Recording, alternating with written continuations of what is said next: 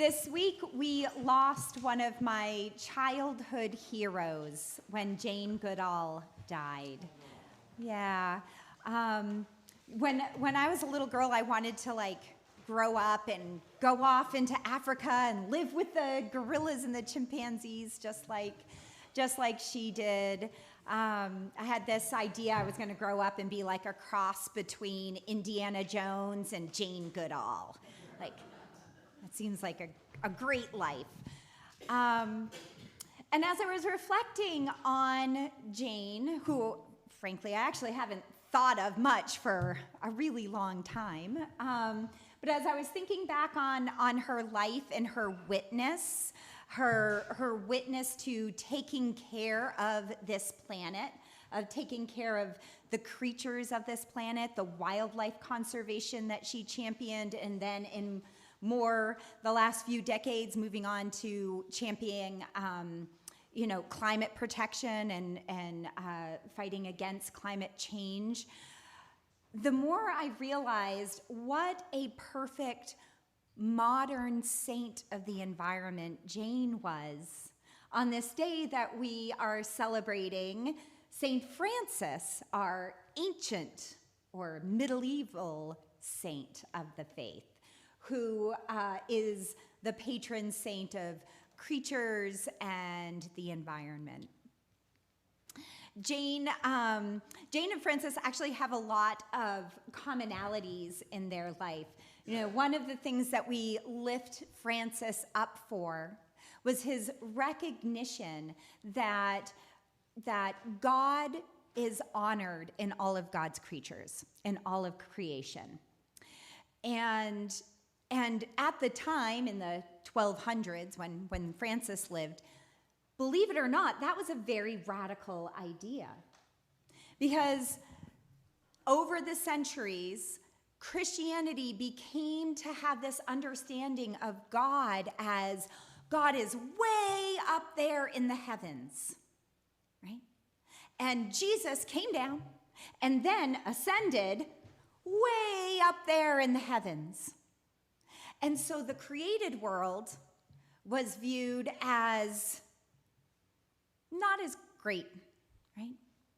Heaven is where we want to get, right? So we have to do what we do here to get up there. Francis, though, he realized that God can be experienced in God's created matter. Right? When Jesus came down from heaven to be enfleshed among us, to be incarnated, that meant that created matter was made holy, was sanctified. And so a lot of Francis's theology is rooted in this world, that this world matters, that we have to take care of the people in the created world because each one of us bears the image of God. Right? Each one of us was created by God and named good. Right?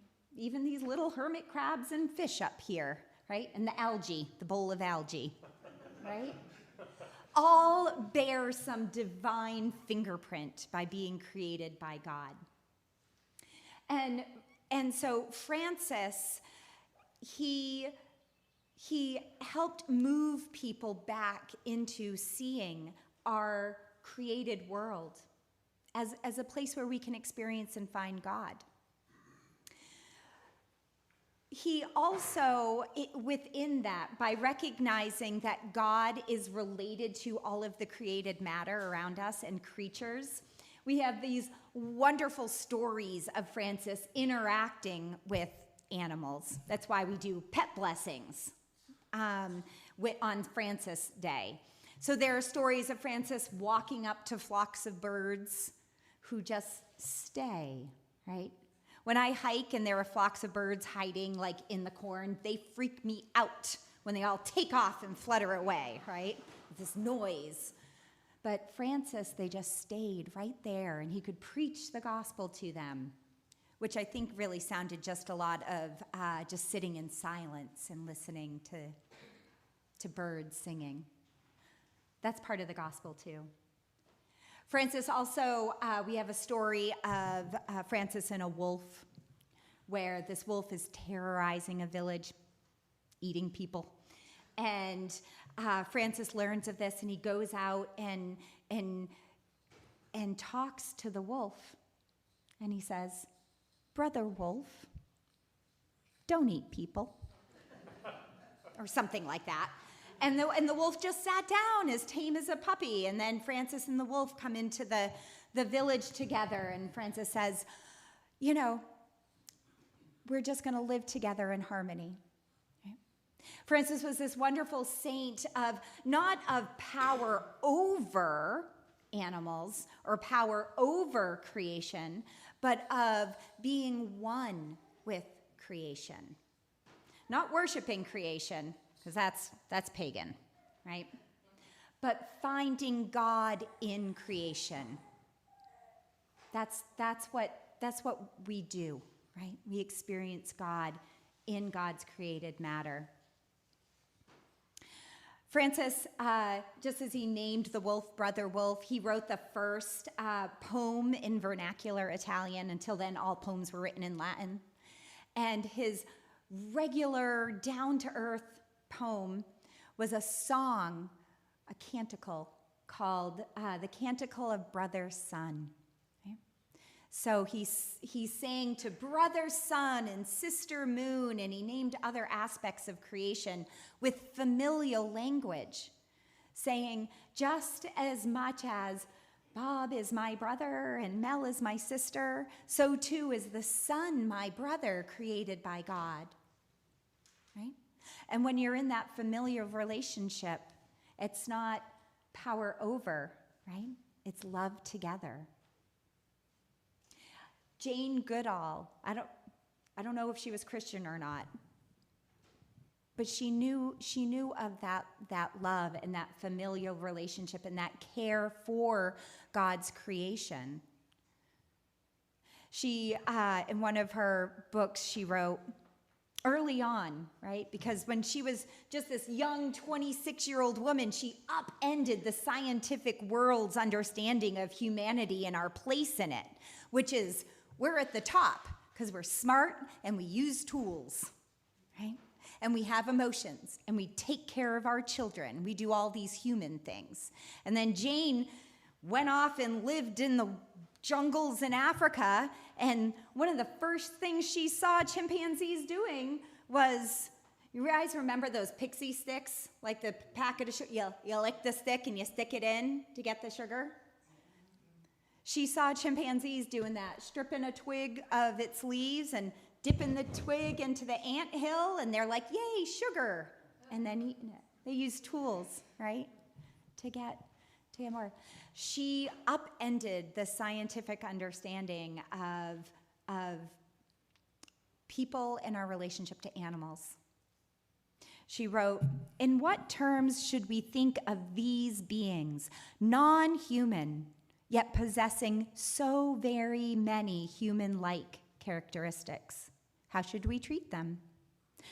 Surely we should treat them with the same consideration and kindness as we should show to other humans. And as we recognize human rights, so too should we recognize the rights of these great apes." Yeah. So I think there's a lot of overlay between Jane and Francis. Now, Jane was extraordinary, just as Francis was. Right? They had this dream for themselves, their dream of how they wanted to interact with the world around them, and they were courageous enough to go and do what everybody around them told them was crazy, right? 23-year-old girls from England don't buy a one-way ticket to Kenya and march off into the woods for 40 years, right? Francis, sons of the most wealthy person in Assisi, doesn't take off his clothes in the square and walk away naked saying I'm going to do a life of poverty. Well, that actually was crazy. I'm not saying we should do that, right? But so often we have these dreams for ourselves, these hopes, these aspirations of the people we want to be. And kind of like my childhood idea of doing what Jane did, and I didn't. I didn't know where to begin. Africa seemed too far away, right? I didn't have enough faith to trust and do that. In this morning's gospel, we have this very short little gospel passage. And the disciples are following Jesus around. They're on their way to Jerusalem. And he's giving them some hard teachings. We didn't hear him today, but he's giving them some hard teachings on how to be disciples in this world, how to live as followers of God in this world. And it's not easy. So the disciples say to Jesus, they're like, how can anybody do this? Increase our faith, right? How can anybody go off and fight for wildlife conservation and take on, all the corporations in this world, like Jane did? Or Francis, who completely changed our understanding of our place in the world and how God relates to created matter. Right? Increase our faith, because we certainly aren't like Jane or Francis. Right? I think so often we sell ourselves short. Right? We think that we don't have the abilities or skill sets or faith in our dream or faith in ourselves to make an impact on the world around us. And so we don't. Right? We just let all the craziness in the world happen. We read the newspaper or watch news or doom scroll through Facebook, and we see all the challenges in this world, and we think there's nothing we can do. Maybe if we were like Francis with clothes, we might be able to do something. Okay? Increase our faith so that we can have an impact. We always think that we need more of something in order to affect change, right? We need more money, more knowledge, more skills, more time, more resources. But Jesus says, no.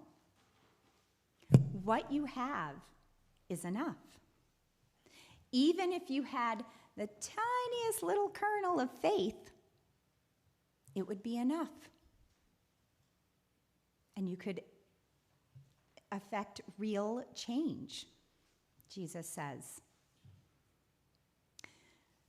And I find it interesting that the disciples don't say, increase my faith.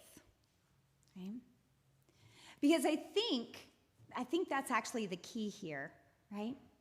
A lot of times we think we're solo and on our own, and so we can't do anything to change the world around us.